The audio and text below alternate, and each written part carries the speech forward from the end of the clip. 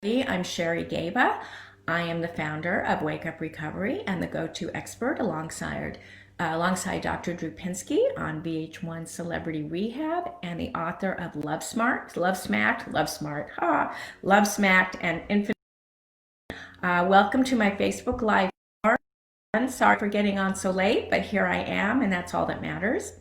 In video 1 and 2, we talked about a process for creating a life free of obsessing about your partner, your ex, your other relationships. I shared how this is going to immediately help you achieve greater self-esteem, a better understanding of your own true self and your values, as well as the ability to reflect on and understand what you really want. There's 3. We learned how to stop being fearful of living on our own if you have made the decision to leave your partner or you've already left your partner. So if you haven't seen the Facebook Live, go back, watch it now.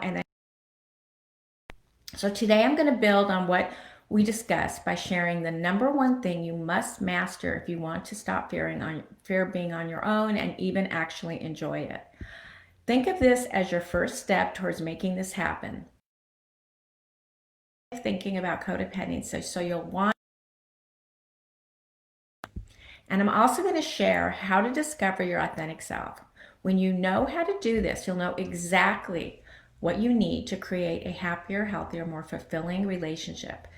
Moving beyond codependency and learning to be happy and fulfilled, whether you're alone or with someone else, is unearthing the authentic self that is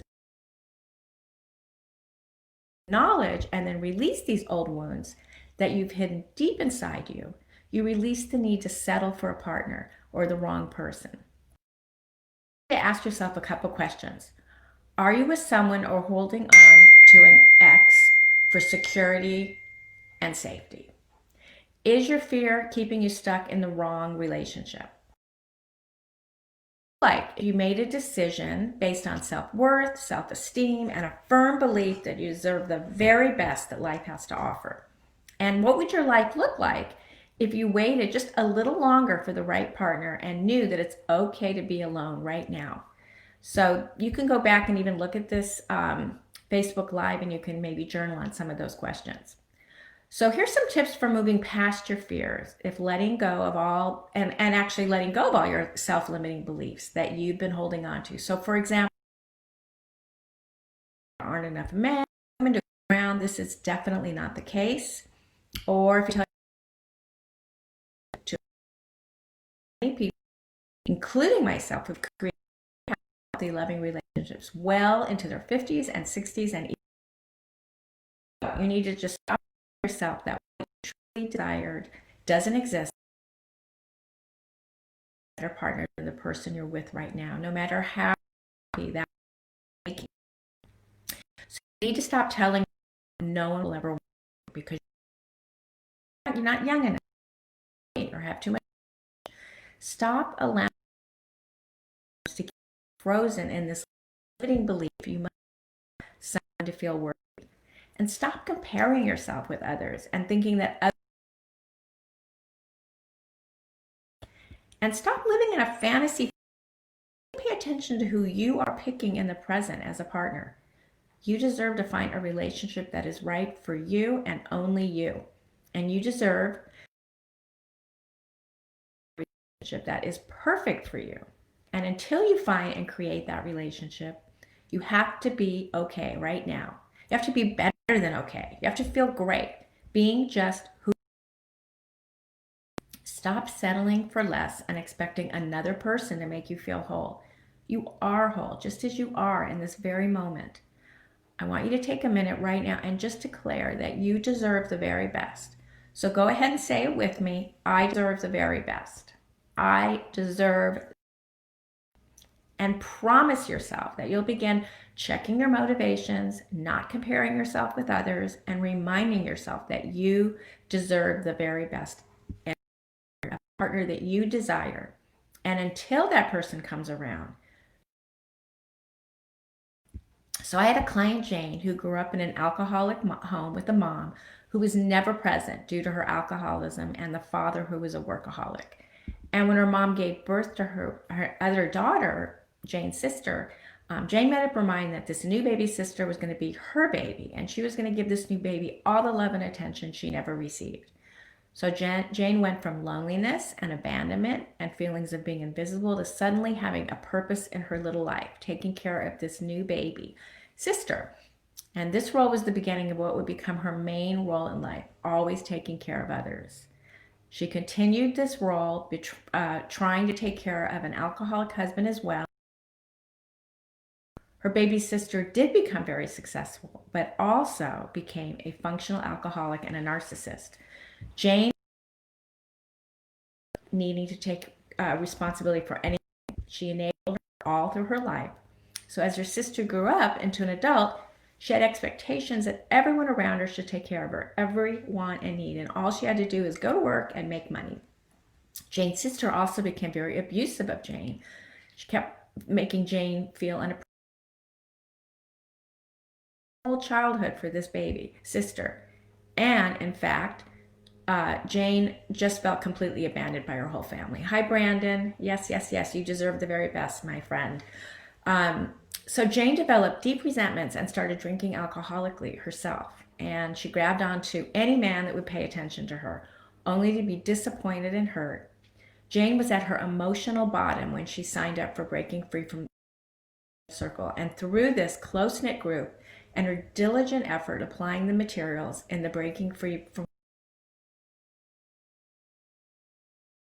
her dysfunctional childhood, because I do a lot of stuff in that program about inner child stuff, and her need to become a caretaker to avoid the empty void she felt inside. Circle, Jane discovered new ways to take care of herself, including no longer feeling the need to fill the emptiness inside with a toxic relationship. Her own for the very first time in her life. And this doesn't have to be forever, or where you are at this very moment. She is living authentically, which is the next step in knowing ever. So what does being authentic mean? It means stepping into your own wants, your needs, your desires, and your worthiness. And when you do that, you move into a more powerful source of energy like inspiration and excitement and passion and purpose and love and contribution and fun or anything else you value. And this is where creativity exists. This is where you decide to leave your job, start your own business. This may be where you leave a relationship that's no longer working and you're going to be for a while. And this may be where you take up a new hobby. I did that 7 years ago when I joined a canoe club. It's been,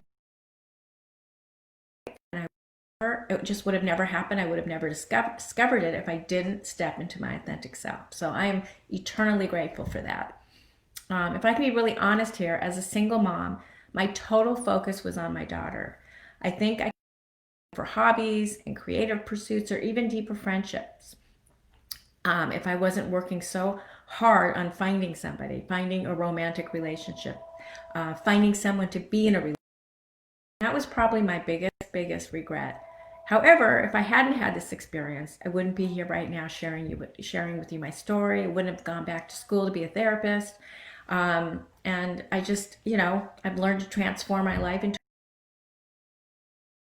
life and person. And because of that, I was able to write 2 books, enter into a healthy romantic relationship. I've made lifelong friends. I've gotten into my own business full-time canoeing. So one of the first steps to expanding your life is learning how to receive from others. So just receive love from the universe, receive love from your higher power. Just allow it to, embrace yourself with that love. And just allow yourself to receive and focus inward. You will find more energy available to do all the things you have not allowed yourself to do. And you'll probably find things you didn't even realize you would have loved to explore those things. You were too obsessed with finding love or being in love. So when you begin to receive all these things, many things can be possible for you. Ask yourself, journal about it. What are your greatest dreams? Where would you like to live? Who would you like to share your life with? What type of work would feel like a passion rather than a chore? The human spirit anything less than authenticity and the freedom to express ourselves in a ways that we are meant to. And I cannot emphasize enough how important it is to be authentic and to focus inward to the deepest parts of yourself, your core, the parts you've been hiding and not expressing. So it was a really simple little Facebook Live today, and I had my wonderful Brandon here, and that's awesome. You found out how you can start the process of to create happier, healthier, more fulfilling relationships. So in the next Facebook Live, I'm going to show you the process I use to set and maintain healthy boundaries. So you can learn to say no, only say yes when you and it builds on everything we talked about today. And most importantly, it allows everything from simply learning how to say that two-letter word no and standing up for yourself to prioritizing yourself instead of. I believe this is the most valuable training in the whole series. So you'll walk away with everything fits together and you'll see the areas that are most important for you to look after right. Difficult setting healthy boundaries, codependency, that go hand in hand. Exactly the tools and what you need to recognize the difference. And if you have trouble maintaining the boundaries you set, you'll learn specific steps you can take right now to stand up for yourself instead of always putting a few things that are likely holding you back from speaking your truth and standing up for yourself the way you want to. But for now, I'm going to leave you with this. Just by learning what we covered today, get closer. So take what you've learned here today and start putting it into practice. Maybe you're just in the beginning stages, or maybe you can apply it right away. The key is to just keep moving steps, which will get you where you want to be. Maybe go back to the questions I asked in the beginning and journal about it.